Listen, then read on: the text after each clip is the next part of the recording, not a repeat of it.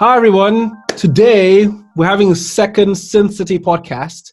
And today we have Pablo. Pablo is a researcher from Spain, specializing in teaching piano, but also in researching timbre in music. Pablo, could you tell us a little bit more about yourself?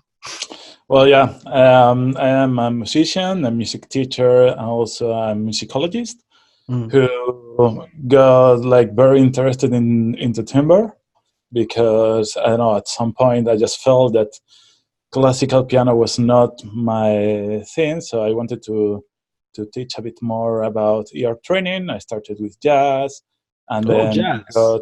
yeah, Nice. And then I really like the synthesizer, so I started thinking I can figure out these melodies, these harmonies, these rhythms, but how about these sounds? How do I recreate them?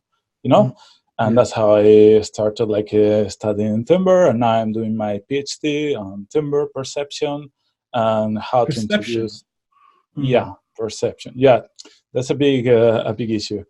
How to introduce this timbre to children that are at young age, like 6 to 12, how to introduce meaningful experiences at school. As young as 6, do you teach children as young as 6 as well? Yeah, I do. Oh, okay. Yeah. Is it just piano, or do you also teach them sound design using timbre and so on? No yet, but for instance, I've got a very, very smart student who actually was very interested into synthesizers. So we're going to start. We did piano, but he really wants to learn the synthesizer as well. Actually, before we go forward a bit, because we have viewers of different music levels who might not even know the meaning of the word timbre, can you explain what timbre is? A quick definition of what timbre is. Well, yeah, the sound has several properties, features. Let's say that timbre was defined traditionally as everything that is not related to pitch, to amplitude, and to duration. So it was quite vague, that definition. Later on, some researchers study what's really timbre. So it's a multidimensional feature that has many parameters. That's how the sound, how we differentiate a violin from a piano, for instance. So the properties of the sound, essentially. Yeah. Let's say that. Sorry. Let's say that the properties, not only not the sound, because you can have different pitches as well, but why this sound is different from other sounds. So how does that happen then? Because I understand at a base level, I could say the word microphone, and you as well could say the same word microphone at the same pitch, at the same everything. But if your mother is listening to both of us, she knows, that's my son Pablo, and that's some stranger. She can tell apart, even though they're the same person, and vice versa. How does that, at a base level, how does that happen between different sound sources, as it were? Yeah, well, so experts say that babies are able to recognize their mother's voice when they are 3 days old. Oh, I thought you were going to say 3 years old, 3 days. Oh, 3 days. So timbre is natural in us then.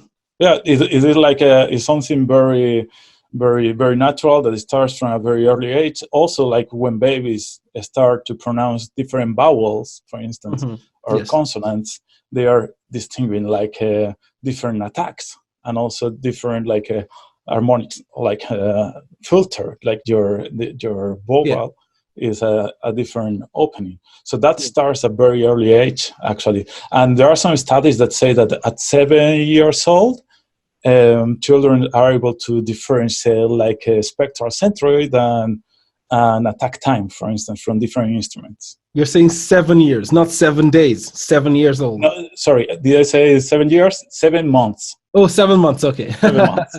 7 months. 7 months, okay. Wow. I mean, babies can't even speak at 7 months, can they? Yeah, no, but you can hear. That's interesting. I guess this kind of leads to the next question I have in mind regarding this topic.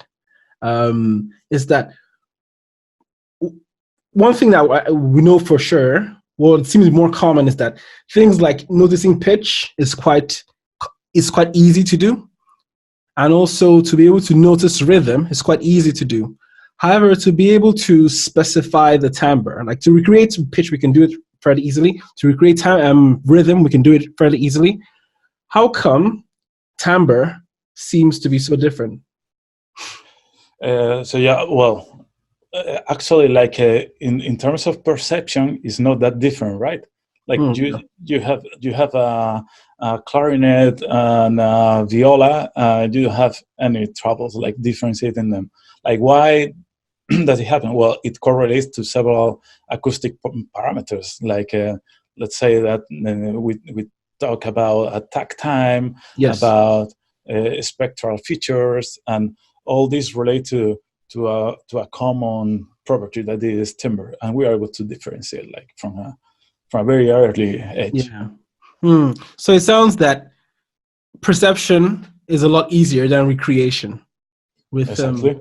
Like let's and say A or B is a car or it's an elephant, or I don't know, a car and a motorbike. So yeah, yeah. we can make it. But can you make that sound? Yeah. That's Yeah. the tricky thing.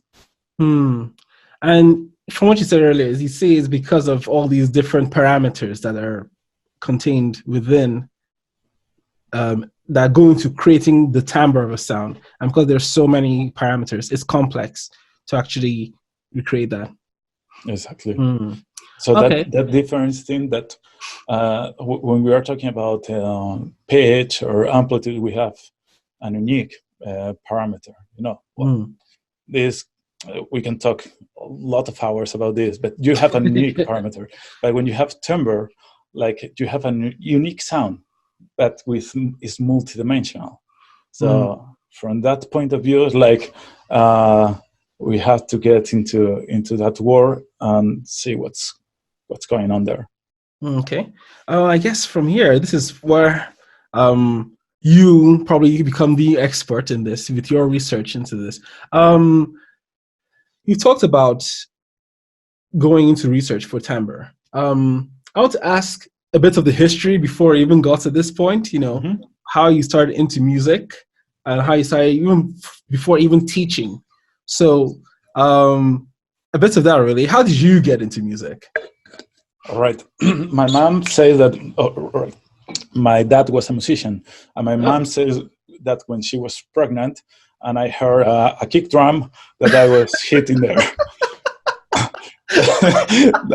that was the first lesson. I don't know how old I was. Yeah. You were hopefully you were listening to like death metal or something. Yeah, exactly. Let me out of here. yeah, exactly. The first memory I have about music, like my dad was a musician, so he was playing in a band, and I remember to be in our rehearsal there and to be around playing with the instruments. And then when I was 7 years old, I started playing piano, classical, 7 years, not months. Was it? Yeah, no years. Hear all the spectral sounds. I can do all the timbre. I can recognize. Yeah. No. That was later. No, I couldn't.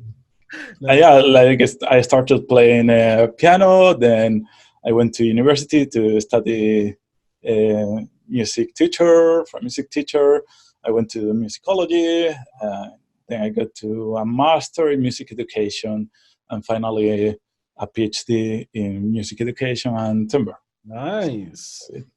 Playing with some bands. Background, it seems. Yeah.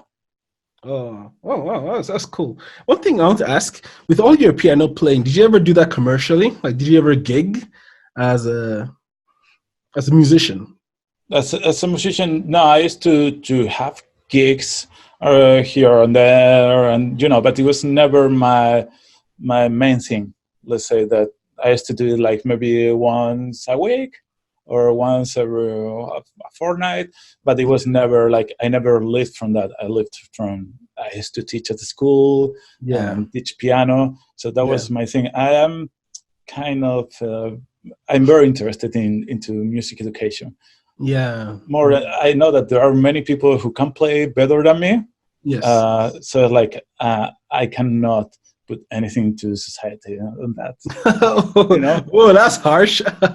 Yeah, I don't know. It's a way of saying it. Like, how can I contribute to a better society? So I found out that it was through teaching. Is what I love doing it, and also researching.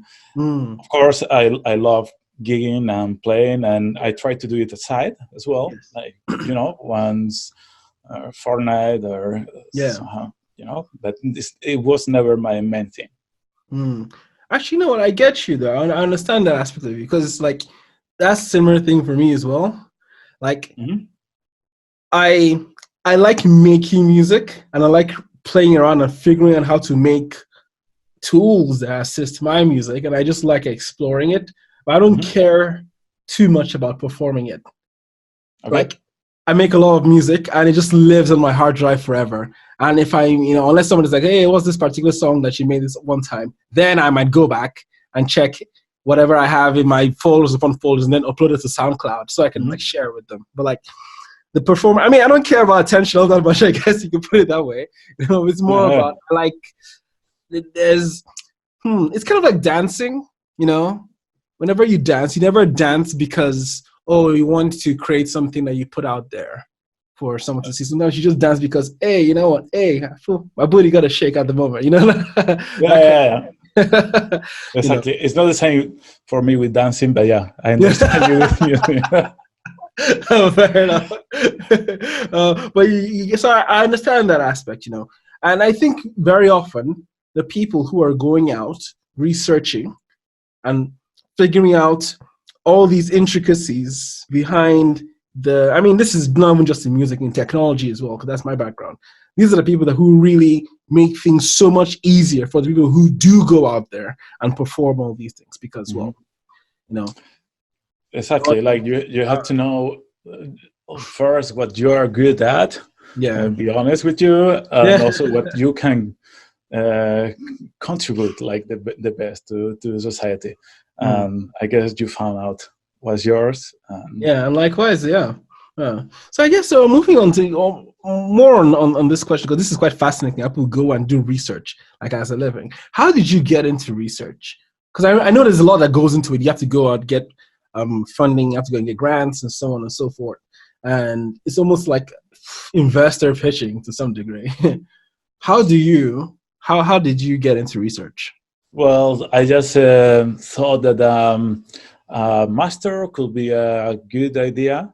Yes. I did a master in musicology and music education, Yeah. and then my master project, I just like it. I thought, oh, this is kind of cool, like just going to the ground like for 10 weeks and not only doing your thing, but also like saying like taking notes and seeing what are the advantages of this or the other, or just thinking about new ways of that things can be implemented. And I don't Mm. know, I just like it.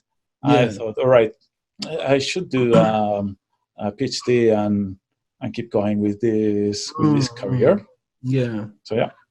One thing they say about research is that it tends to be very, very small breakthroughs. Very often people think that, I've invented the light bulb, I've invented the airplane, I've found the cure to cancer. When Mm-hmm. really the research is just like tiny improvements, but with multiple different researchers having Mm-hmm. tiny improvements, humanity as a whole improves. Um, I want to ask you, in your case, would you say this is true, or would you say in your research you found that sometimes you just made boom, bam, breakthrough achievements? Yeah, well, it depends on the project. Like some Okay. projects are super specific. Like for instance, this project about timbre, I just wanted to see some correlation between audio features and perception, which is Yes. quite specific. However, like I have other projects about, let's say, like repertoire that I want to see. Do children listen to more synthesized music than non-synthesized music, for instance? And that's quite open. So I would say that researchers tend to be very specific, you know. Yeah. But also, like there are some other projects that could be like a bit more like wide, let's say. What's something very interesting that you discovered while researching? Well, I cannot say it right now. No, I'm kidding. Oh, I mean, first of all, I don't know if you have like some kind of like weird NDA. You know, the FBI show up. The FBI doesn't show up at my door. You know, please, Obama's music taste. Turn up. But I mean, like, in the sense of like little things that you had a hypothesis, and I know you try to be unbiased when you go into these research things, but then you look at the results and you're like, oh wow, that's not what I expected, or oh wow, this kind of turned. You know, I guess one example would be, you know, children being able to understand timbre at 3 days old, recognize their mothers was 3 days old. You know, things like that. What's something from a research that stands out that you're like, oh wow, that's a weird fact? Well, we're just carrying a study with musical timbre, acoustical instruments, and it looks like children don't perceive attack time and spectrum in the way we adults do. Right? Attack time and spectrum. How do you mean? Attack time is like the time that the note takes to reach its peak. Yes. Okay, so like a kick that is like instantly, or a ball violin. Right. So that's let's say quite obvious. It looks like children are able to differentiate it very well. But in terms of spectral centroid and spectrum features, they don't perform as well as adults. So that made me think like, all right, some further research must be done here. Is that something that we learn when we are a bit older or not? I'm talking about children that are like 8 to 12 years old. 8 to 12 years old. That's very interesting and very odd, in the sense that I know one thing that they talk about is that children are very malleable mentally. You know, they call it something. I think it's called like neuroplasticity. There we go. That's the word. Look at me sounding all fancy, my big words. Yeah. But talk about neuroplasticity, and one would think that children will be a lot more adept at recognizing these sounds than adults. You know. Well, I don't know. We have to think that is it's a field that we don't train for. So. You know, why should an adult be different to our children? We still have to explore that part. You know, you have a timbre class in the conservatoire. Yeah. So we still don't know how it works. But I mean, the first results show that attack time, for instance, is very prominent. Like you can see it. Yeah, you can obviously, yeah, it's very instant. So children sometimes are like, all right, first thing I hear is this. So when they perceive that sound, they listen to the attack time, and that's obvious for them. But in terms of the spectral center, the spectrum in general, maybe you should put a bit more of attention or rate in a different way. We still don't know why this happened, and still we need to do like further research. But in the further results show that they are way better at attack time than the spectrum. Okay, and that was really interesting and also like strange, you know, like yeah. I guess so. I guess that's a bit up in the air at the moment, and we're going to figure these things out. Honestly, from what I'm taking back from this is like, don't try doing any sound design until you're 12. You know, oh, you're gonna be shit. Dead Mouse wasn't made until he was, you know, in his 20s. So yeah, exactly. I mean, I guess in that case, taking this information and then applying it to a sound designer perspective, right? If you are the sound designer, you are trying to teach yourself to be able to recreate sound, to be able to reverse engineer presets, to be able to reverse engineer music that you hear on the internet. Um, do you have a process that you would advise them to go through in recognizing these sounds?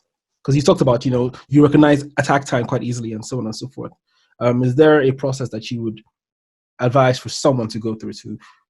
I still don't have that advice because I want to do a research on that. Yeah. But I know that many people have so many different ways of going through that process. But that was really interesting. Like some people say, all right, first thing are the oscillators. So let's go to the oscillator. So others are like, all right, first thing is what you hear first. So you hear a plucked sound, a plucked instrument, just go to the amplitude envelope first. You hear a filter sound, just go to the filter and do that thing first. From my personal experience, that I also do like a kind of reverse engineering, like envelopes is the first thing I take. I go for it. Have you found any commonality between people? Is this something like, still needs more research, Exactly. Like one of the things I really want to do, and I invite all the community to participate, is to do an expert panel about this, so everybody can share like their way, and we can see like what an expert panel. How do you mean? Well, this a bit. Like sorry, one moment. I somehow set up Alexa with that. Shut up. Stand down, Alexa. I don't know how that happened. All right. Tomorrow you're gonna have a package in your door. That's an example of bad spectral analysis. You have the Amazon drone now in your window. Jeff Bezos just outside,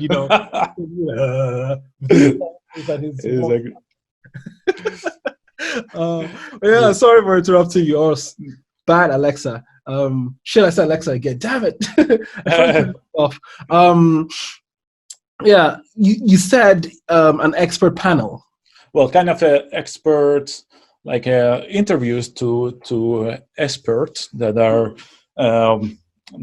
in everyday life. They try to do sound design and reverse engineering and see how the processes are.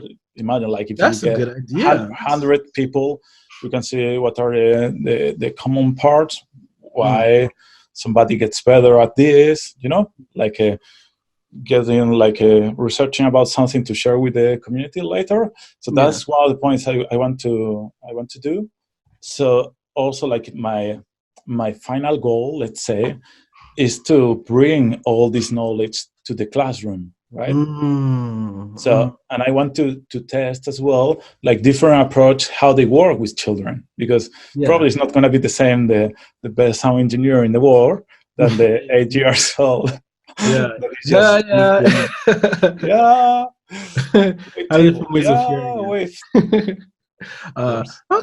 You know what? I think that's something that over time we could do. That's a very good idea. Having a sort of like sound professional panel, people who will do this as a living, and to come forward and give their own advice, or heck, even from what you said right now, something that would be pretty cool would be like, I don't know, having like 5 professionals give them a sound like, hey, this is the song, or not even professionals. Because professional, I don't think there's a strong difference between professional and hobbyist. A professional is just someone who gets paid, But if you're good at it or you're confident enough, here's the sound. I'm going to try and recreate it. And they all go and recreate it in their own way using the same software or hardware, whatever. And we compare how close it is to the final thing, and then ask them about their process and how they arrived at that sound. I think that's a very good idea. Exactly. No, I'm going to reach out to the community and see there's people like that. I'm probably going to reach out around as well. And if you have any friends to do this, pretty cool. And the most interesting thing for me is like then when we bring it into the class, like you have to think that children, when they are in the primary age, they are not in the same stage as adults. So like at 12, we have a big change about hypothetic way of thinking.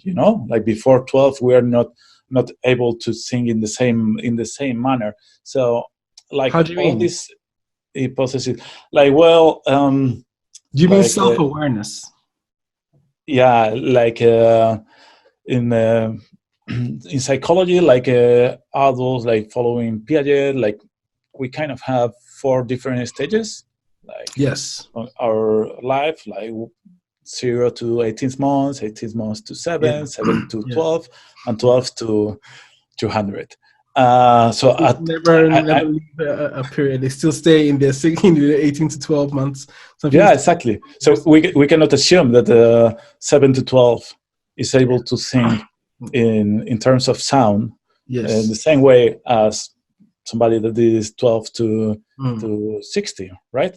Mental So maturity, gotcha. yeah, and this happens a lot, like in terms of, for instance, you have a glass of water, right? Yeah.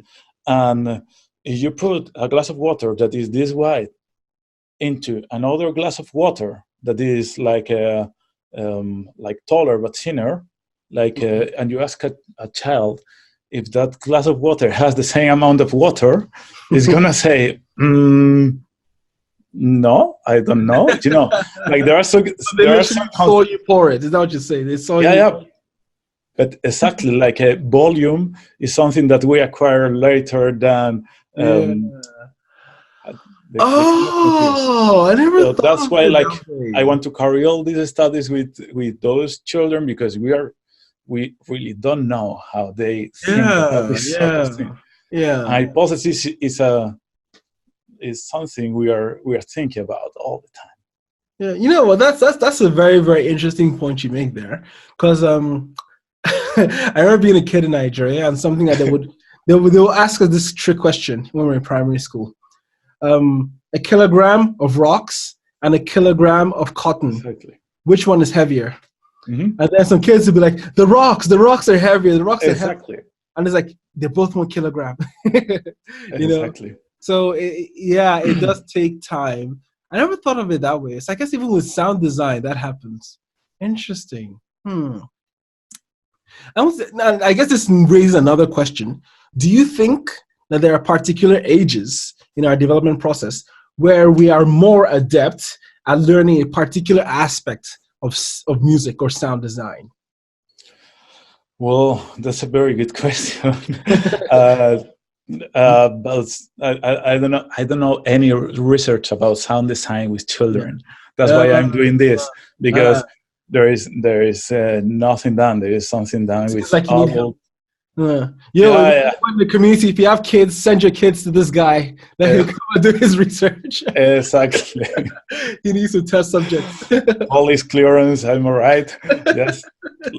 But yeah, it is really interesting. And like in terms of other psychology, but we should study about that in terms of music because like there are some linguistic part of music that we are better acquiring when we are young, or not only music, like with your mother language, right? Yes. Like yes. it is really important to do it at an early age, right? So why should the music to be important to learn it in an early age, and also sound design? Yeah, you know what? It's funny you say that. One thing that I remember, I forgot where I read this, but it gave a statistic that people from tonal languages, on average, they produce, I think on average, 30% more people that have perfect pitch naturally than non-tonal languages. So if you went to China, there are if you're Chinese, you're 30% more likely to have perfect pitch than you are if you were American. And that's because English. The vowels. Exactly. You know how Chinese has like Exactly. Hey, see, most people don't know this. Bam, I know that culture. I used to be bodyguard for someone from China, so I know. But there's that aspect of it, and it might seem that perhaps pitch, because that's that's a pitch thing, right? I mean, it's a bit of filter, I'd say, but it's and I think possibly pitch is one of those things that we're more adept at identifying when we're younger than when we are older. You know, because when I came to England and I would do like because my language as well, my language in Nigeria is tonal, and I would speak to someone in that they wouldn't hear anything. They can't tell the difference between ogun, ogun. You know, they can't hear the difference. Like, What? did you hear the difference? Yeah. Exactly. Exactly. Let me crop it. We have a sample here. The sample pack. You know, Yeah. hey guys, it's coming up. Yeah. African sample pack. Since it is growing up. Well, yeah, you know. Whereas when I was shown, like because I had lots of people from China in my university, and when they would speak, I could hear all the tones just fine. Whereas my housemates who were English, they couldn't tell the difference. It all sounded the same. So they were like all the time. And I think it's one of those things that if you don't learn it when you're younger, you don't learn it when you grow older. This is why I sort of hypothesize that perhaps there are particular aspects of music or sound that we're more adept at learning at particular ages. So it's it could be. I really don't know it, but it really could be like if with language it happens, like why shouldn't with music? Right. I guess going on then, whenever you do any sort of research, I imagine there's a lot of challenging experiences that you have, had things in the way. What are some challenges you've run into, and how have you addressed them? Well, yeah, of course, like when you go into research, you have to learn a lot of coding and statistics and all these sort of things. So I would say that that's the most difficult thing, let's say, because coding and statistics. Yeah, you know, it's like a new language for somebody that hasn't done it yet, you know. So like learning all these sort of things, sure, like the most difficult part. Also, like the experiment design, you know, is quite difficult to find like a design that is going to be correct. And you know, you have the environment, you have the correct amount of children, the correct amount of sounds. Like you have to think quite a lot about that. Okay, I want to ask you a bit about the coding part because I know I mean obviously because first of all my background is programming, so that's part that I'm quite familiar with. However, I'm also seeing a trend of what they call the audio programmer, as it were. You know, lots of people doing music, but also programming, making their own tools, making their own software, and so on. This is something that you have ever considered doing with your learning programming? Yeah, I consider it, and I say no. No, I don't know. It's like it's a cool thing to know. I have to know how it works and to be independent and be able to implement it. But at some point, like if you are an expert in a part in the field, like you maybe need another expert like you, and like in doing these sort of things. And collaborating is a big part in all this. But I have to say that I try to put like a bit of time, like every week into coding. And not only like music coding, like also R, you know, learning Python or learning like I don't know, about libraries of music structures. Oh, so you never learned how to code before now? This is like you're figuring it out now. Let's say that I learned 5 years ago. I started coding, so I mean, I'm not a newbie, but I'm I kind of need help for very proficient. Okay. Well, you know, I mean, before this, we already talked in the past about some of the tools that you're doing. A bit of disclosure. One thing that we do in synthCity is that we try and get the information for presets to help people who are doing research. Pablo and I actually even talked in the past about this. So you guys, the more you submit presets, the more you can help Pablo over here do more and more research for his, well, figuring out sound design for everyone. So, hey, go and keep at Click, click, click, click. it. um, but yeah, I do want to say, regarding your research, is there any way, because this is the thing, we're a very connected world at the moment. There's so many people around the world, and there's so many people who have similar interests to how we do, which means that there's other ways that we can help. I want to ask, is there any way that people could assist your research as it currently is right now? Mm-hmm. Well, as we said before, like we need not only experts, but people that do like reverse engineering, sound design, play synthesizers to be part of the project, and that will be really cool.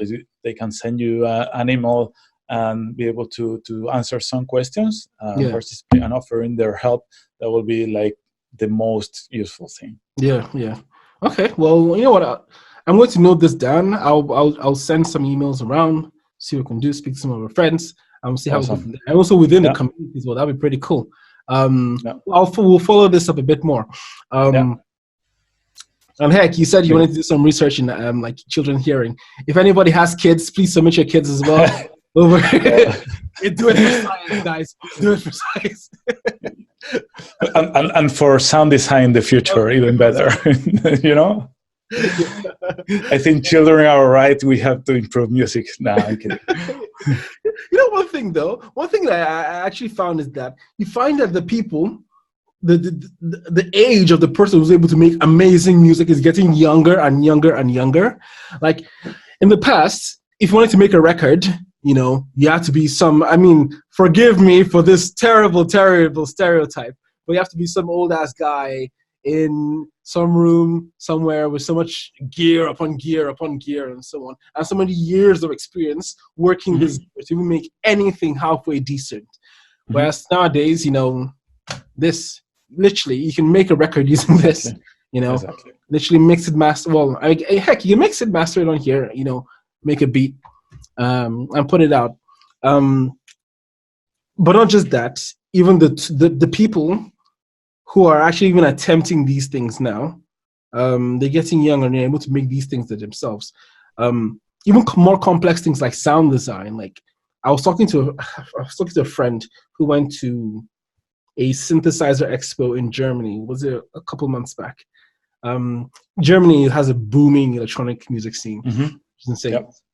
But he said he went there and he saw kids really quite young, just, you know, playing around with stuff. There is a project with a synthesizer orchestra and like a lot of music schools that offer this kind of things there. Synthesizer orchestra, what is that? Yeah, I can send you the link. I don't have it right now, but just a short description for our viewers. Well, in this case, I think it was they were modular synthesizers, and there was kind of a director that wanted to create some sort of like music, and they had to make it like collaborative. So everybody was sitting like around, like say 20 kids, or so, and sitting like in an orchestra and creating their sounds, but putting the music creating together. Their sounds. The children themselves create the sounds. Yeah, with a modular synthesizer, so you don't have a preset. You don't have anything, you know.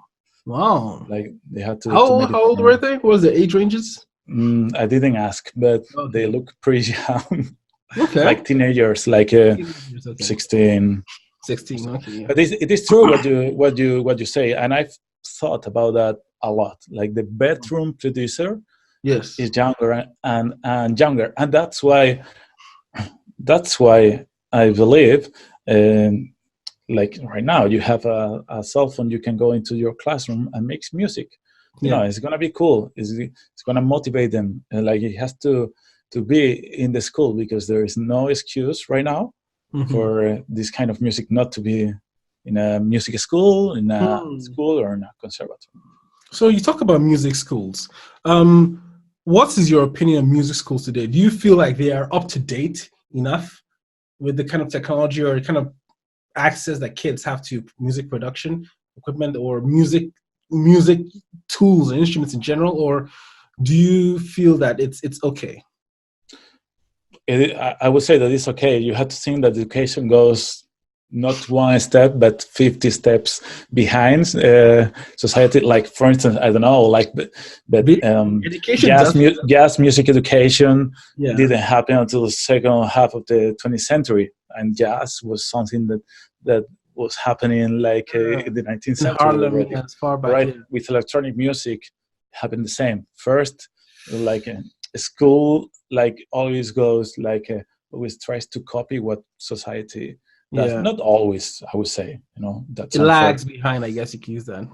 But it's like they are gonna incorporate it like slowly, Yeah. and that's why we have to push for that, I think. Okay. Well, off the back of that, I have two questions. Is is regarding the pushing part. But the one thing I want to say is, I mean, don't you think that that's sort of on its head? Like, shouldn't education be at the forefront of the technology, and then bring the technology to the masses rather than the masses being the other way around? I would say that higher education tries to do that. Like, you think about universities and research groups, they want to change how things are made, right? Yeah. Like in terms of everything, like technology or biology or everything. But I'm talking about basic, like primary education, like obligatory school.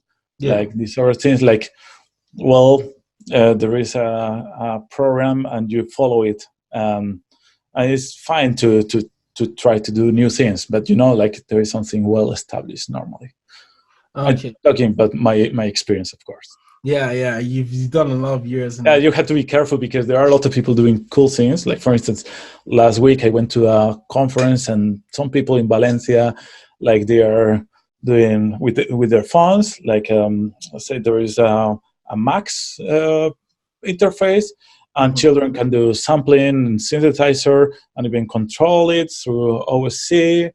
Yeah. It's really cool, and they end up like making a huge opera in the Palau de la Music.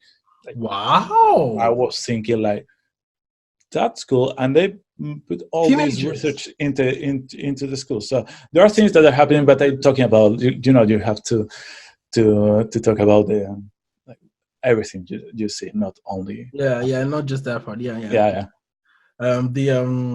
The dilemma of small sample sets. That's the word. Yeah. Oh, okay. Well, I guess the second question that I had, because I mentioned I had two questions. You talked about being able to push so that it becomes more adapted in mainstream education. How do you advise we, as the sound design community, to be able to make this push? Well, first of all, I think that participating in this kind of research, that will be a very good help. Also, spreading the word, of course, like participating by creating sounds, so on, or is it creating sounds, like answering the interviews to experts, just by writing an email and being able to help in anything, also, like, if somebody is a music teacher and wants to implement research at their school, that would be really cool. Yeah. But as sound designers, like, for instance, web interfaces is something that will be like really cool for schools to have. Like, we have web to think about what, like, let's say that if instead of having an app, you have an interface on the main screen, and everybody can have a MIDI controller, or let's say a phone. And do something like more visual, easier for the teacher, like the community, if they could help to create something like that.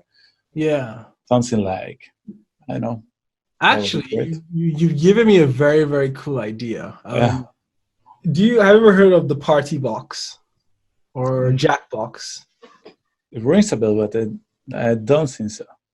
It's a video game that you can play, like, it's on PS4 or Steam, whatever, and so on. Essentially, when you put the game on, it's a party game where you can draw things or you can answer stuff and so on. But you use your phone or whatever internet device you have, and the idea is that you get questions on the screen, and everybody with their phone, everybody gets a link that they go to, and when they go to that link, they answer questions using their phone. So it's kind of like a game show Okay.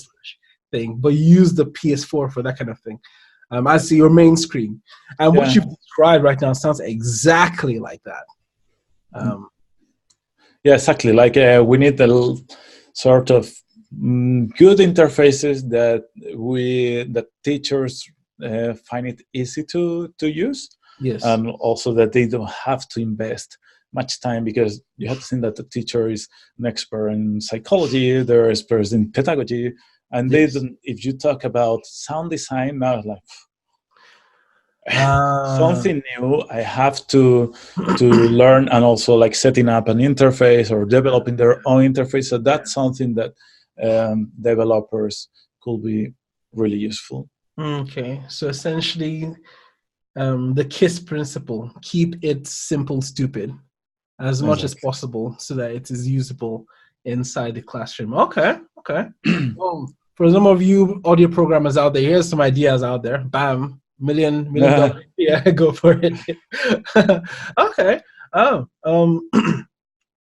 keep that in mind. Well, I mean, we're already in touch. So if there's any, I guess something that I myself, I'm actually quite interested in exploring. I like making tools super simple for people to use, and to be able to create these kind of platforms for, I mean, not for, I guess, teachers and students to be able to simplify that process of learning a particular skill, particular idea. That's something that, Yeah, and even imagine like if they could play from home, like yeah.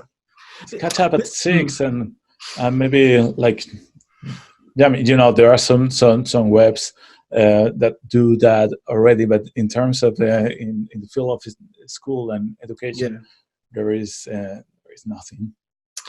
The thing is that I can understand why there isn't, and the reason being, music is very very down to the millisecond that any sort of latency issue, and by latency I mean that if it is not, for those of you who are gamers, if any sort of lag, any sort of lag is very detectable to the human ear. Like, I don't know if you've ever done this before, where you had like a sound wave, and you went to one of the samples, the points in the sound wave, and just pulled one all the way down. If you play that back, you still hear that pop, even though it's just one sample out of I mean, how many hertz is music recorded to nowadays? Exactly. 256, I think. But out of those 256, if one is out of place, you hear it. 256 a second. So like, but I mean, we have to think that in the future things are going to be different, and there are people with 5G already, like playing one person in Berlin and the other in Japan, and they play on time. Latency is very small now. Really? So I'm just thinking, with 5G, I think things are going to change, and probably in the future we have to think not about today, but maybe in 10 years, how everything is going to be. I mean, I don't know about the 5G aspect. Again, I'm not an expert. I've just, because I used to work in telecoms, so I have some knowledge about it. But my understanding at the time was that it was more about bandwidth rather than ping. Ping being latency, and latency being, the amount of lag. I keep trying to like turn out the length. I mean, I don't know. I'm going to Google this afterwards. It's possible. If it is, then that'll be pretty cool. Something that we can actually create on. I do know, though, that there's been a massive push for a lot of web music technologies. In fact, I think it's like this month or next month, the MIDI Foundation, the guys who actually manage MIDI, they came up talking about their new standards for exactly. MIDI chill, right? Yeah, exactly. Yeah, web MIDI protocols. Now you can find websites which already have MIDI controlled synthesizers. The latency is not great, but it's not terrible. Like, you can actually play music with it. I myself played around with it. It's like a little bad side, but it actually still works. And I do think it is possible, but on the flip side, I think it's possible. On the flip side, I worry if music is something that is so that we hear so with so much precision that if it's off by a little bit, we um we might not hear it. I don't know. Well, you're the researcher, actually. What do you Well, think?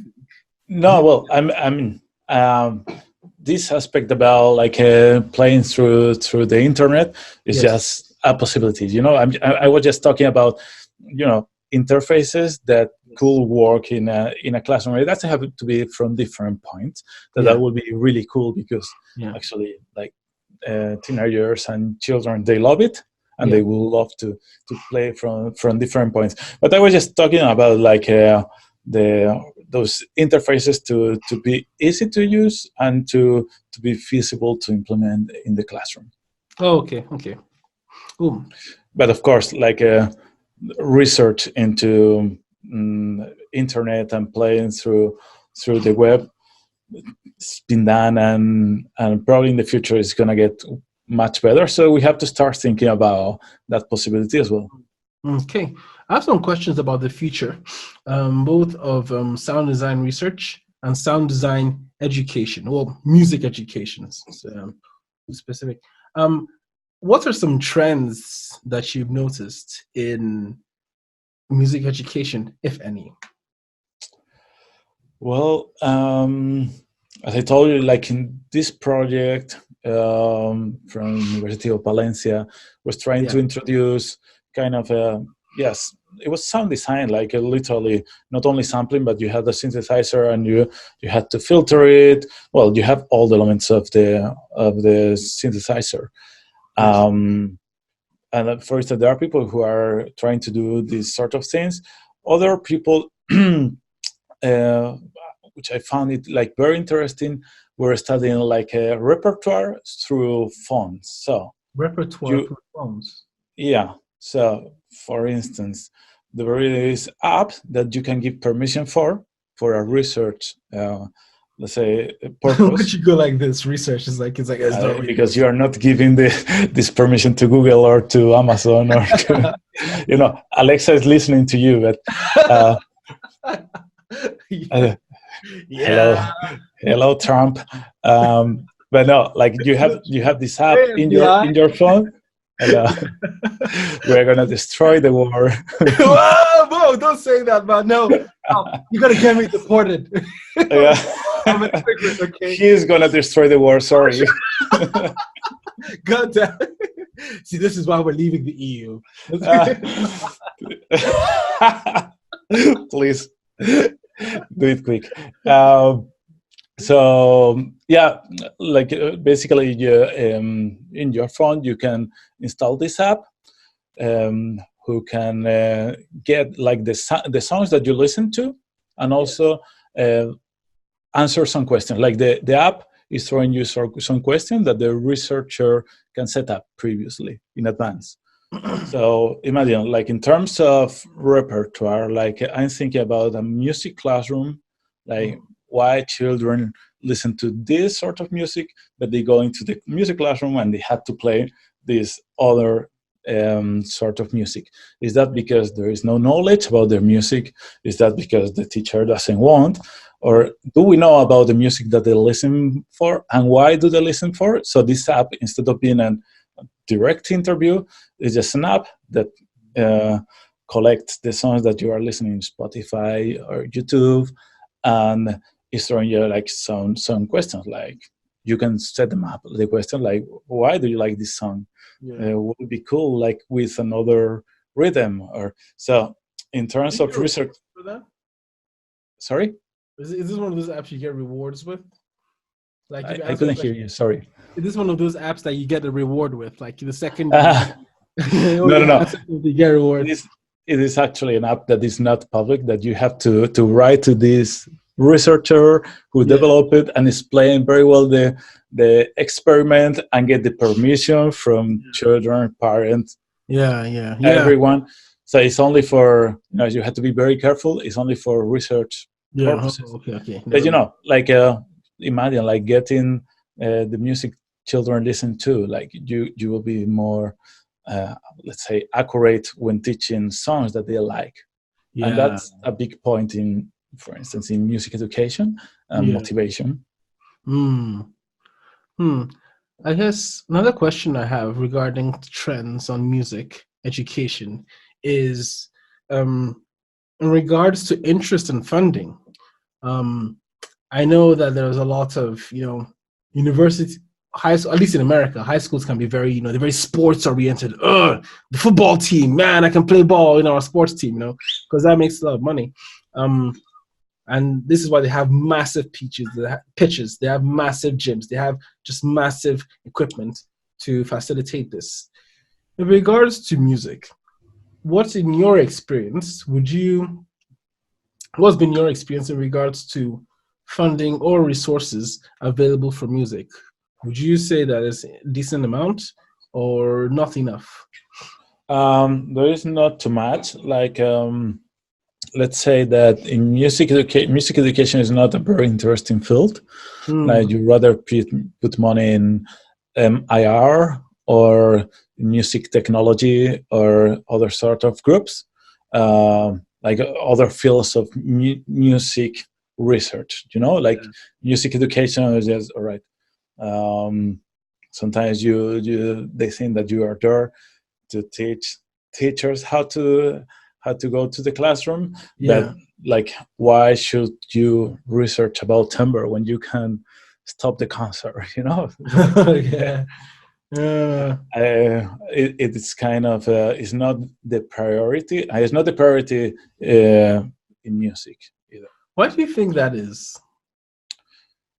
Well, obviously, like, our world is not supporting arts as much as they are supporting, let's say, maths or technology, or like the advance is seen in terms of technology and life expectancy, and rather than being like more musically trained or to be more artistic. Like, I find that that's losing hours at the school, but that's also losing money in funds. Yeah. I guess, yeah, this is a common theme. One thing that seems to be very, very, that breaks that stereotype of technology is, I guess, what I described earlier, the sports field. Why, how is it that sports education gets, because if we can figure out why sports education gets so much support, we could probably see ways.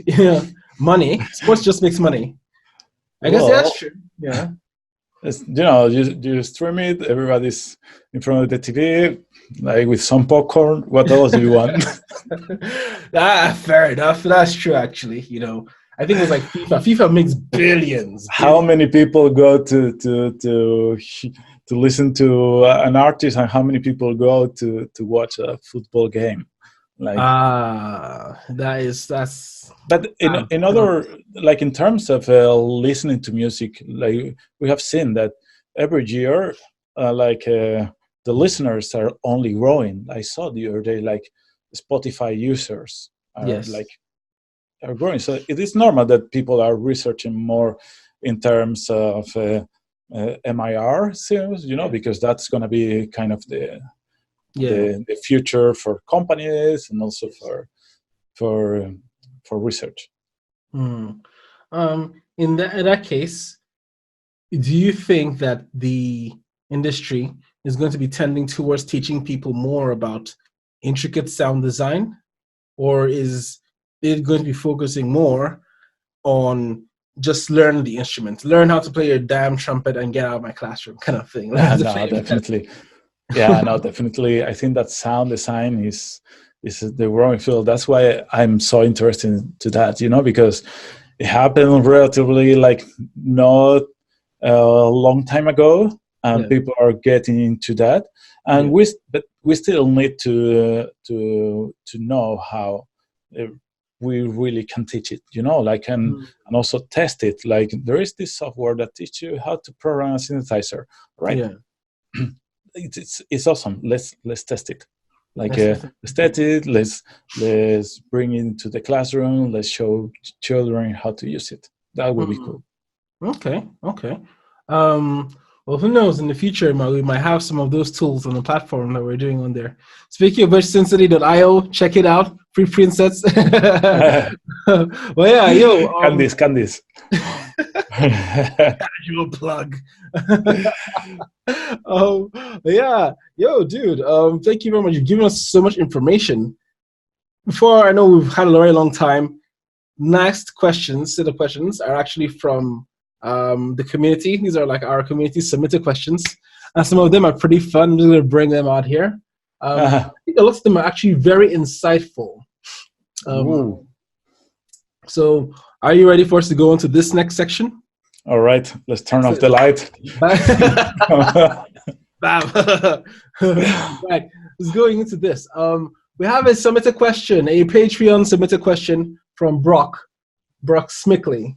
I hope I'm pronouncing your name properly, Brock. What Brock says, hello, my screen went off for a second there. There we go, I can read English again. Hi, I'm so glad Zeeno is bringing you on the podcast. Oh, timbre is something I've spent a lot of time trying to understand, especially because I never knew the word for it. How would you explain timbre to a 5-year-old? My current understanding is that it has everything to do with overtones and harmonics. So if I start by explaining the frequency spectrum, but right away it feels like it's too complex to simplify for anyone who isn't familiar with music in general.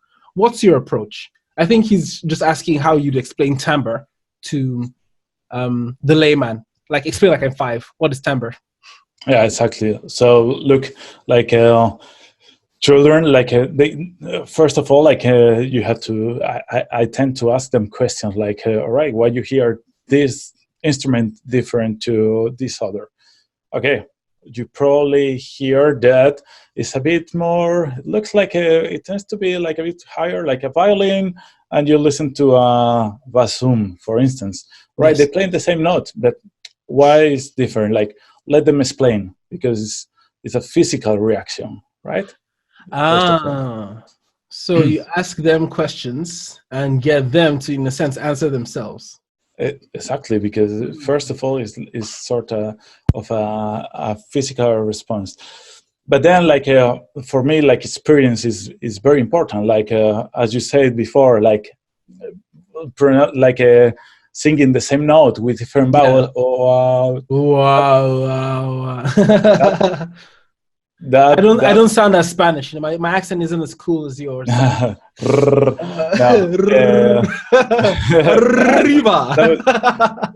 was good. So like experiencing them, like so there are parameters of timbre, yes, that you can control actually with your voice. Yes. Like you can sing the same note, do the same rhythm, and say mama, mama, ma, mama, mama, ma. Or say papa, papa, pa, ra, ra, ra, ra. You're just changing the attack, or changing with a different vowel. So first of all, like it's a very intuitive thing. So you always want to start from the intuition, and then you bring up concepts. Right? Intuition and then concepts. Okay. Yeah, I find it. Of course, then you have handy a synthesizer, and you can show them like how it works dynamically. Yeah, that's just perfect, because they can hear these differences, right? Yeah. Okay. That's pretty interesting. The reason why that's interesting is because he's also submitted another question, which he's asked you as a challenge to explain timbre in 5 levels. I want to explain what that is. Have you ever seen these videos where it's like a musician explains harmony in 5 levels? To a child, to a teen, to a college student, to a professional musician, and then, I don't know, to Deadmau5. He puts a challenge on here. Can you explain timbre to a child, which you've just done right now? All right. But we're going to give you this challenge, and I will have. Imagine I'm a child, Imagine my youthful This is my youthful. I'm gonna put one of those hats. You know those hats that has like the swirly thing. We're gonna edit that in.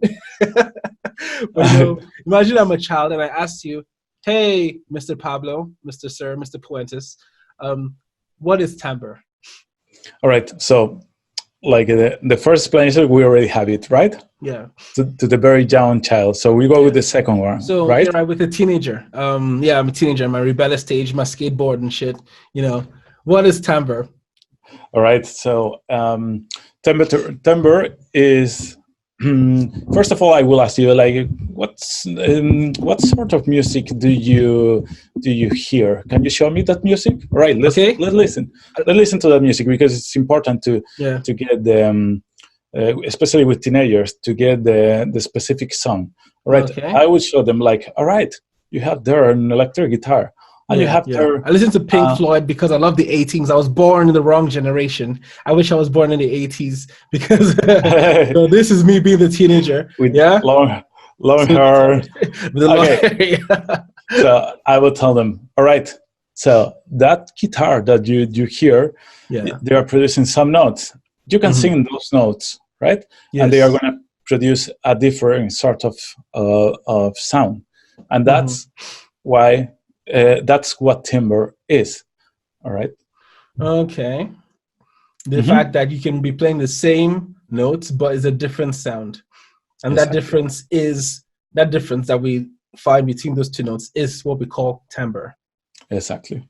Okay. Right. The next level is college student. As in a music student in college. So all right. I'm a music student. I'm all pretentious and shit with my massive hipster glasses, running around with my synthesizer, carrying it everywhere. Music student. All right. How would you explain this to me? I think this could be the easiest one. I think so. I don't know. Really? Okay. Yeah. So I will sort of probably like expose them to two different sounds and say, all right, now you knew that both sounds were different. When you were a teenager, you were with me. Do you remember that song from Pink Floyd? All right. So you hear those different sounds, but you have now this couple, right? A guitar and a bass. But now instead of you're going to hear those, and you not only have to say that they are different, but how different they are. So from 1 to 8, you have to rate how different they are. And for instance, let's say that there's a bass and a guitar. But now you're going to have another couple that is going to be a guitar and synthesizer. And now another couple that is a bass and a synthesizer. So in those triangles, you can see that some of them sound more similar to each other. That is not only it's not only a word that expresses like the difference. There is also like different layers. Using levels of difference. So I guess you can start talking about things like, say a single coil guitar versus a dual coil guitar. How similar or different are they? That kind of thing. Or I mean, if we start going to tone wood, that's a whole massive debate about tone wood, whether it actually affects the sound or not. But something like that, I imagine. Exactly. Okay. The next level, our second to last level, a professional musician. How would you explain timbre to a professional musician? If you were having a conversation about timbre with a professional musician, how would you go? How would it go? Well, I would probably explain them like those different features that he was perceiving. Like if we listen to a couple of sounds, those different because timbre. One thing is like the timbre features, and the other thing is that the timbre perception. So you are not able to perceive every single feature of an instrument, right? Like there are hundreds of. We aren't really. We're not able to perceive it. Yeah. So, in terms of like imagine a couple of instruments, and now that you know that they are more different to each other, like all right. We have to get in depth why this is more different. It's a blocky sound, or is more like has a sustain level that is high, or it has only a decay, or their harmonics are their centroid is very high, or is centroid? What is that? Because I imagine a professional musician may or may not know what that means. Yeah, I don't think Ozzy Osbourne is running around knowing, oh yeah, my centroid is really. So yeah, well, the centroid is basically like in the spectrum, like all the amplitudes you have in the spectrum, you get the centroid from those, like in a time base. So you get different spectrums, like different centroids at the time. So if it's very high, it sounds more kind of let's say like a violin, and if it's very low, it sounds more like a cello. Even if they play the same sound. Yeah, gotcha. So, like getting a bit in depth of these features and explain them why one is different to the other one. Okay, right. This is the final level. If you are speaking, we've gone so many levels. If we're explaining timbre to deadmau5, how we're having a conversation with deadmau5 about timbre. How would it go? Imagine I'm deadmau5. I got the weird ass ears. How would you have a conversation with him regarding? Well, first of all, I'm gonna ask him like, how do you explain me like what you are doing, right? You ask him to teach you. To be honest, yeah, exactly. To be honest, it's like I'm gonna teach you. Like you teach me, bro. Yeah, exactly. Fair enough, man. Exactly. Like, sorry. Fair enough. Right. I guess that's it for. Okay, no. Brock has one last question. Oh yeah, he says, how do you expand explanation to these levels so us music nerds can understand it better, which you have just done now. His final question is, wow. More importantly, does pineapple go on pizza? Obviously not. Do you have? Oh, absolutely not. Thank you very much. No. He says, see, if you have pineapple on pizza, if you're watching this, I have pineapple pizza. Yeah, you're banned. You're banned from the platform. You're instantly banned. Of course, like get off. 100% not. 100% not. Thank goodness. I know we can still be friends. If you said yes, we couldn't be friends anymore. It's just been. I'm gonna say something that is more polemic. Like pineapple, no pineapple, and no salami. Sorry, I'm against salami. Salami is good though. Oh, bro, you know what you're missing out on, man. Salami is good. I'm going to tell you something. I'm going to tell you something that is equally good. Yeah. Now, hear me out. This is going to be very controversial. Okay. A banana. Banana on pizza, man. Banana on bread. All right. Yeah. Banana on pizza. Yeah. Don't knock it till you try it. If you ever made homemade pizzas, I make homemade pizzas. I put my chorizo, I put my salami, I put some chicken breast on there, and then I put a banana on it. What was the weirdest thing you have found in a pizza? Somebody made a baked beans pizza before. Oh. I have usually on my birthday. I prefer the pineapple than the beans. I promise. Yeah, 100%. Hey, don't knock it till you try it, man. Don't knock it. But I mean, not the baked bean pizza. That's disgusting. But banana pizza is good. You gotta try sometime. I'll give it that. Right. Thank you very much for giving us these questions, Brock, who is our level 3 Patreon on Patreon. Oh, speaking of which, we have a Patreon. Did you know that? We have a Patreon.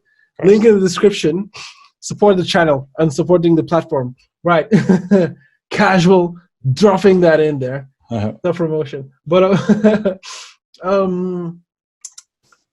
going on to our next question is from Ruben Perstek. He's a synth citizen from Croatia, I believe. Pretty cool guy. I have spoken with him, actually.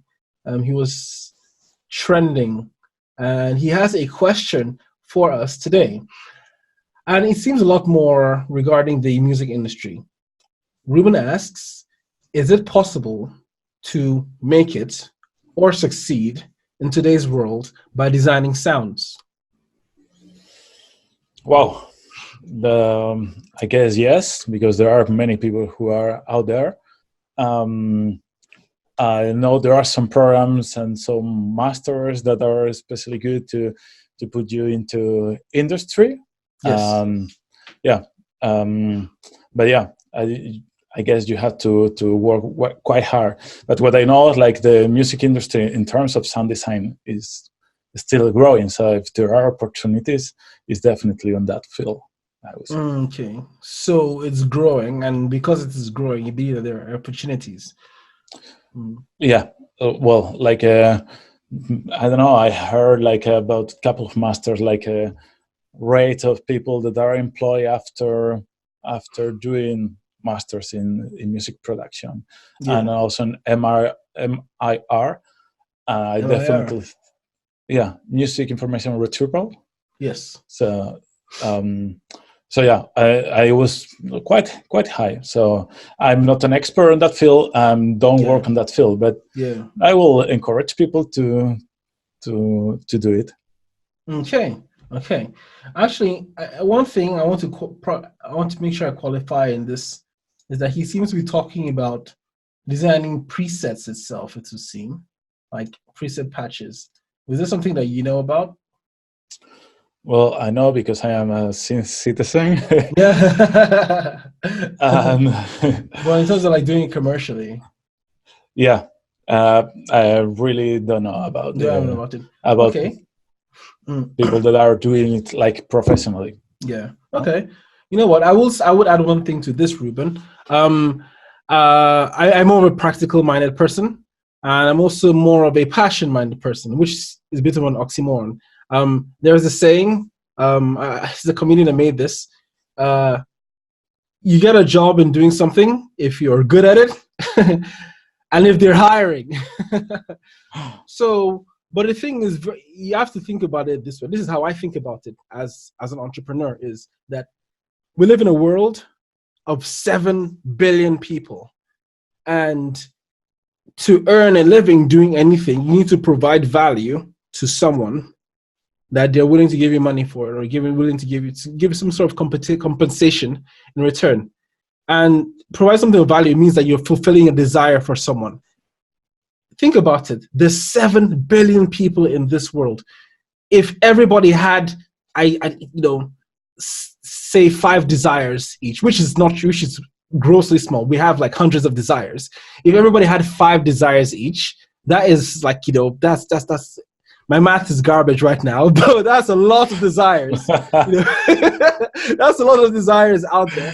And there is always a niche within those gaps of desires for you to fulfill it.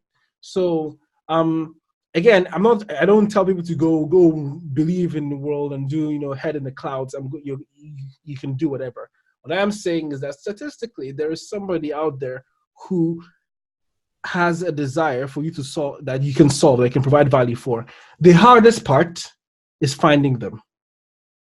Getting good enough that you're able to fulfill desire, and then finding them. So I will advise you, leverage the internet, leverage it as much as possible. Be out there all the hecking time. I'm on literally a pin at the front of Reddit, and I talk to other people on Reddit, and to get pin on there. I send emails, I message people, I look around. So you gotta find these people. This is a very big misconception. Anybody who wants to do something unorthodox, like even if you're a musician and you're making music or doing something unorthodox, don't just sit in your room and expect them to come to you because they're busy as hell. You go out and find them. Okay. So yeah, in your case, if you want to make a living doing sound design, it will be challenging. It'll be very challenging, but it is out there. There's literally 7 billion people with lots of desires out there, and there's somewhere that you can fit a niche in there. Right. That's my whole business talk. Yeah. Moving on to the next question.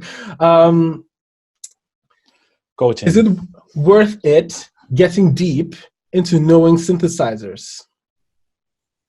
That's this question. Right. It's a 2-part question. Okay. I mean, you're biased as hell, so you're going to say yes.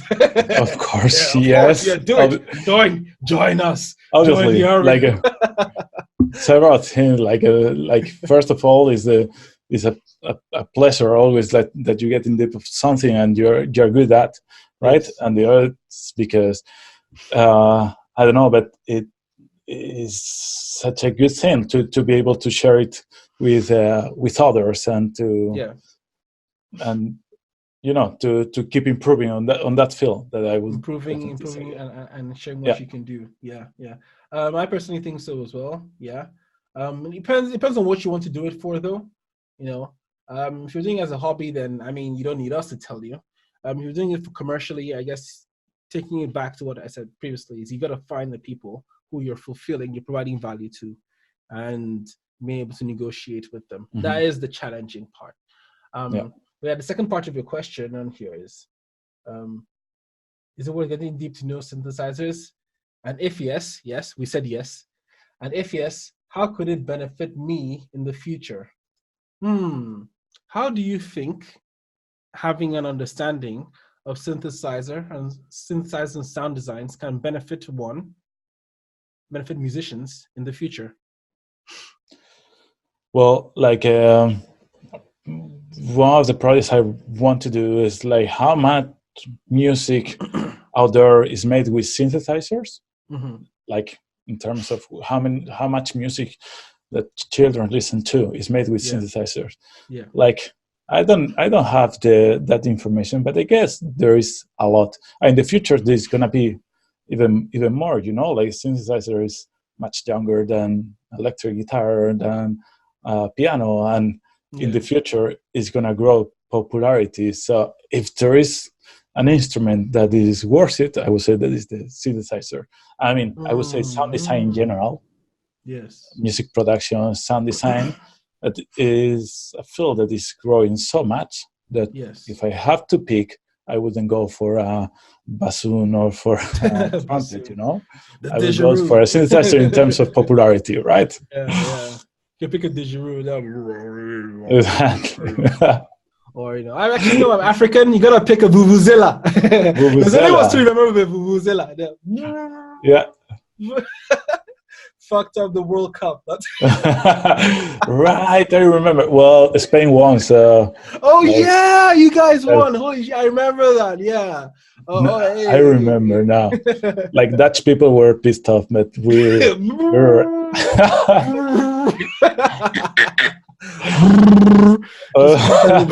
Boo boo. Yeah, that was fucking annoying. I remember watching it as well, being like, "Oh, shut the fuck up." Yeah, exactly. Fair enough. But yeah. I guess in summary, what you've said is that the future of music and sound and sounds is going to be it's not going to be in guitars. It's not going to be in pianos either. It's going to be in synthesizers and sound design. Okay. Well, yeah. There we go, Ruben. I guess your final question on here is, this is a personal one. No. Okay. He says, should I follow my passions and get into sound design / engineering college, or should I keep that just as a hobby? Good question. Well, what do you think? I believe that everybody knows their answer, right? Like, from my experience, like I'm very happy to have followed the path. I didn't do sound design, but I did music and music education. It's not like that we are rich or anything, but you are grateful for what you are doing, like almost every day. So I would think that that's the best thing that can happen to you in terms of professional life. And of course, I would say that give it a go. Yeah. Okay. Give it a go. What do I think about this? There's some eggshells here. I'm not really a fan of, I don't tell people what to do with their lives because I feel like everybody has a different journey. So my thought process may not apply entirely. I will say, Ruben, it depends on what you value. There's two things here. It depends on what you value. And secondly, don't be too myopic. I'll start with what you value. At the moment, what do you value? Do you value just have earning a lot of money, um, or do you value uh, pa- uh, living in a particular area, or do you value interacting with these particular kinds of people? Because this is the thing. A lot of people, I've talked with some people who were in the EDM scene, and you ask them, "Yo, why did you become a DJ? Why did you go and do this?" And this is not the best answer. They did it because of I don't like to talk about this because it sounds very, very bad. But some people actually told me they did it because of the drugs. Don't do drugs, kids. Do not do Ah, drugs. Stay in school. God damn it. Catch Pokemon like I did.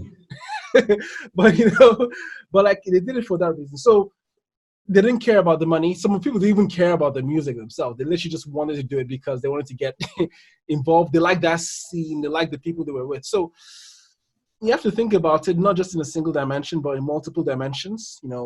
My earnings, my lifestyle, my work life balance, whatever that means. You know, um, and the kind of legacy that I want to leave. So it's not as simple as should I go to college and do this? Um, the second thing is I talked about not being myopic, and I mean that in the sense of it's not an either or. It's not either I go to college for engineering and then I give up on my dreams and be miserable for the rest of my life. Like it's not in that mixture. Like you, using myself as an example, actually, I started off as a computer scientist. I worked in telecoms for 5 years, and I used to either like code games or just did some AI and robotics research. But I always liked music, and it took me time for me to actually take that competency in IT and what I liked in music, and then combine them together to make what I'm bringing forward to you right now. You know, and a lot of these things, it does take time. It's never an either or. I do not believe it's an either or. Just as we described earlier, 7 million people, so many desires out there. There is a desire that can be formed by putting these two things together. So, never say. I mean, never say never, as it mhm. were. It's just don't think of it don't think of it as an either or. And if I don't do this event right now, down the line, it can happen. No, no, no, no, no. That's not how life is. Life is a journey. And over time, after you've done some bits on here, you can take some of your other interests and add them to what you're currently doing to create something brand new, either for yourself or for your community at large. So, yeah, I hope that helps answering your question. But yeah, Remind me just never ask you for an advice, all right? why so? What's wrong with the advice? Nah, I'm just kidding, just To kidding. Like me? you explain it like very well and very. You're very like structured and very balanced on that point of view. Like, Oh, fair enough. Fair enough. but like yeah, I don't know. Like for instance, did you follow your dreams when you went into telecom or not? Oh no! Oh god! I did that for the money. I did it for the money, and okay. Ooh, my previous bosses watched my videos, Okay, but you don't pay my salary anymore. I fucking hated it. you know, but now this is the thing. But I'm glad I did. I think this is a very big misconception that people don't learn is that I'm very glad that I had those experiences, because if I did not experience those things, I wouldn't have had the perspective that I have now to be able to do what I want to do right now. You know, um, I don't, because people, for example, I was talking with someone from synthCity today. I think it was even Ruben actually, someone who was trending.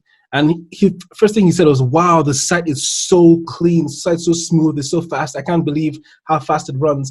Despite the fact he's managing all these resources. And he couldn't understand that. And when you go to most sites, it takes forever to load. Whereas this is just so smooth and so quick. And that's because when working in telecoms, latency. If I'm talking to you, you need to hear me right now. Mhm. So when I'm coding, just because of that experience, I'm thinking, right, with the sounds as well, it got to be, you have to get it immediately. There is not going to be like loading, you open some kind of page and it takes forever loading everything. It should be smooth as butter. And this is how we design things as engineers right there. And if I didn't spend those years in telecoms, I wouldn't have been able to create what I'm creating right now with this level. The reason why people like this site so much is because of that. But what taught me to be able to do that aspect was the telecoms that I hated. So, did you? oh, my previous boss is watching this. Oh, kidding! I loved it. I love you too, baby. All right, stop. Cut the fuck out. That was my cat, right? Well, yeah, So the reason why I give that kind of answer, I don't give everybody like, just follow your dreams, whatever, because I think very often the perspective that we have on our dreams right now is limited. My dream before this was also to be a roboticist, and then I started to do some more robotics, and I was like, you know what, I actually don't like this all that much. I like the end product, but I didn't like the process. So I think very often, whenever we have a dream currently right now, our perspective is limited, which is just is normal. That's just how it is. And rather than simply just going for that, we should focus on getting as much information as we can on the way.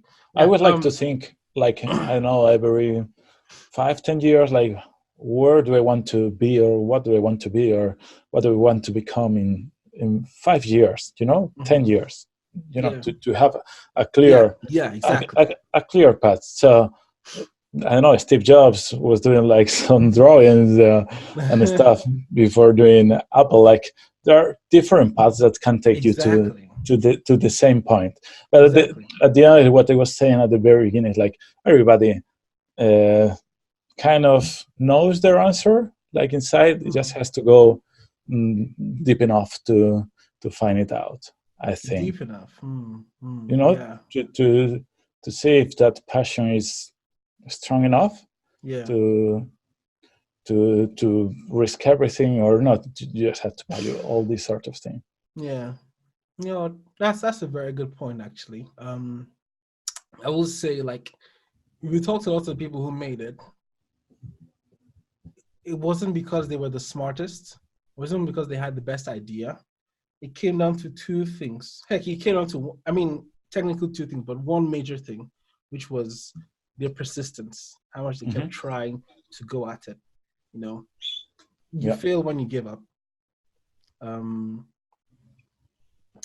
And being able to, if you believe that you can do something, you start thinking of the ways you can get towards it. Again, I'm not saying that people should just be completely practical and focus on what you can do to survive. I mean more in the sense of balancing the two. Like, exactly. Yes, this is what you want to do in 5 or 10 years times, but within 3 months you need to, I need to pay that, to do this and do that. Okay, right. Let me get that out of the way, and then towards working in over the span of 5 years, I can put in these little bits of work to get to this other unorthodox point. Exactly. Yeah, you're a researcher, so you're very used to thinking very, very long term. Yeah. Well, and in terms of also like a musical experience, you wanna be into that style, or what do you need to learn? Like for the music you wanna make in 5 years. Yes. Yeah. You have to be always thinking about that, I think. Mm-hmm. Oh, right. Well, that's a very, very long answer for Ruben. I hope that helps. I hope that answers some of your questions. We answered a massive long. He's sleeping already. All right. Yeah. I guess that's it for all our questions. Moving on to the final part of this little talk. I think at the start I mentioned that we're going to be having speed questions. Okay. Not too many speed questions this time. No. But are you ready? Yes. Right. The rules for this, by the way, is that no. You have to say it. You say it in Spanish. The rules for this is that you have to say the first thing that comes to your mind. If you have to think, it's like, yeah. Okay. No parachutes. Right. I'm going to give you a couple I will just say practice questions at the start, and then we're going to literally jump straight into my big questions. Right. Okay. Are we ready? Yes. Yes. Right. And 3, 2, 1, go. What's your name? Pablo. What's the color of the sky? It doesn't have a color, but blue. Ooh, you went all technical into that one. How many fingers am I holding up? Sorry, I didn't hear that. How many fingers am I holding up? 2. 2. Right. Dead Mouse or Skrillex? Who's better? I don't listen to any of them. Oh, No, ouch. It's not my style. No, That good was enough. that was honest, 100%. Ouch. Who do you listen to? I don't know. I'm more into new soul and kind of jazz kind of music. I don't know, this kind of Snarky Puppy, Robert Glasper, Anomaly, Robert Auto. Oh, sounds so hipster. Yeah, this Coyote. No, well, I just come from that side, like we're gonna meet in the middle. Yeah. Fair enough. Right, next question. Auto-tune, good thing or bad thing? Good thing. Good thing. Interesting. Who inspired you as a child? My father. Who inspired your music as a child? Keith Jarrett. Kid Jared. Who's that? No, come on. No? Jared? No, I don't. You have to remember, I grew up in Africa, so for all of these musicians, I don't know. No, Dodge. He's, I don't know, one of the best piano players. He's still alive. Okay. Yeah, I'm gonna piano players, like jazz piano players. Yeah. I don't know, like it's check it out. He's like a very passionate. When he's playing, like he starts screaming, and I know he plays from the heart. Yeah. Okay. Right. Bam, bam. What's the music genre you're embarrassed to admit you like? Rock. Rock? Really? Why are you embarrassed to like that? Rock is like, mainstream. Because I think that most of the music I listened when I was a teenager. Now I find it like quite rubbish when I go back. I used to listen to not rock, but maybe more metal things. But I used to listen to Matching Head or Slipknot or Limp Bizkit or Avril Lavigne. No, never. That was sorry. I was a skater boy. She says, yeah, and now I kind of tried, and many of my friends still listen to this sort of music. Yeah. Kawaii. Yeah, it's weird music. Okay, right. Moving on. What's the most important thing in sound design? Well, to have a clear idea of the final result, auditioning for me. Okay, audition. And finally, what's the least important thing for sound design? Well, like technique and getting too technical. Okay, so no, you don't get too technical, just focus on how it sounds and make you feel. Yeah. Okay, right. So that concludes our super fire round. Thank you so much, dude. If you're around here, I shake your hand. It's a pleasure. Latency. Latency. Hey, hopefully 5G can fix that. 5G can fix the shaking. Yeah. Before we round up, dude, I just want to ask, do you have any closing remarks or advice that you could give to some of our viewers out here today? Well, my advice is like everybody should follow their passion. Either it's sound design, playing an instrument, making music, doing research. We are all from we come from very different fields. Probably we are meeting here in YouTube with a common thing in common.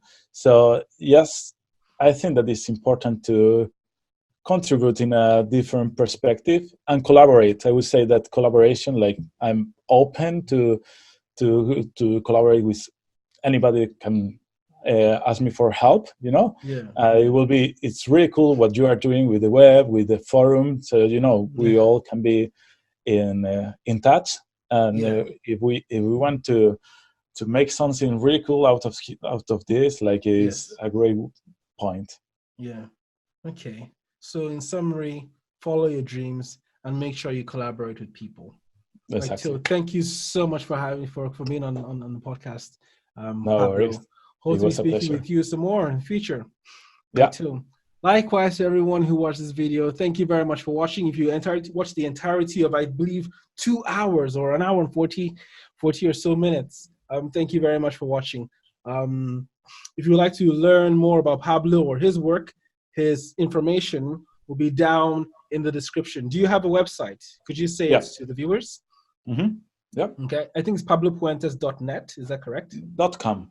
.com, pablopuentes.com. It will be in the description, as well as some other of his work. Likewise, if you would like to learn more about sound design or synthesizer presets, synthCity.io, check the description. Free synthesizer presets from your favorite artists. Right here. Thank you very much, everybody, and I guess I'll see you next podcast.